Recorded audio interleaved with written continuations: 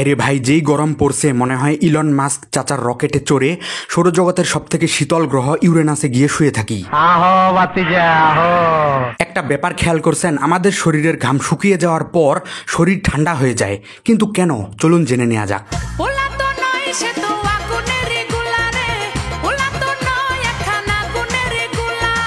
প্রথমে নিব একটা গ্যাস লাইটার।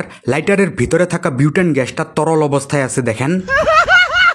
এরপর দেখতে পাচ্ছেন তাপমাত্রা মাপার একটা যন্ত্র। এটাকে টেপ দিয়ে সুন্দর করে লাগিয়ে দিলাম লাইটারের গায়ে। এবার লাইটারের উপরের অংশটা খুলে ফেলবো। এখানে দেখেন গ্যাসটা দ্রুত তরল অবস্থা থেকে বাষ্পে পরিণত হচ্ছে এবং লাইটারের গা থেকে তাপ শোষণ করছে, যার ফলে দেখেন লাইটারের তাপমাত্রা ধীরে ধীরে কমে যাচ্ছে। এই ব্যাপারটাকে বলা হয় বাষ্পীভবন। আমাদের শরীরের ঘাম শুকিয়ে যাওয়ার সময় এই ব্যাপারটাই ঘটে, যার ফলে আমাদের শরীরের তাপমাত্রা কমে যায় ঠিক এই লাইটারটার মতো, আর আমাদের শরীর হয়ে যায় ঠান্ডা। এবার বাষ্পীভবনের সাহায্যে আরো একটা মজার এক্সপেরিমেন্ট করা যাক। তো এই গ্যাস ব্যবহার করে আগুন জ্বালানো হয়, তাই না? কিন্তু এই গ্যাসের সাহায্যে আমরা তৈরি করব বরফ। প্রথমে একটা গ্লাসে কিছু গ্যাস নিয়ে নিব।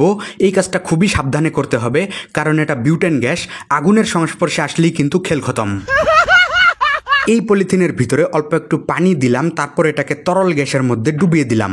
এবার এখানে বাষ্পীভবন ঘটবে আর পলিথিনে থাকা পানির তাপ শোষণ হবে। পানির তাপমাত্রা কমবে, যার ফলে কিছুক্ষণের মধ্যেই দেখেন পলিথিনের মধ্যে থাকা পানিটা বরফে পরিণত হয়ে গেছে।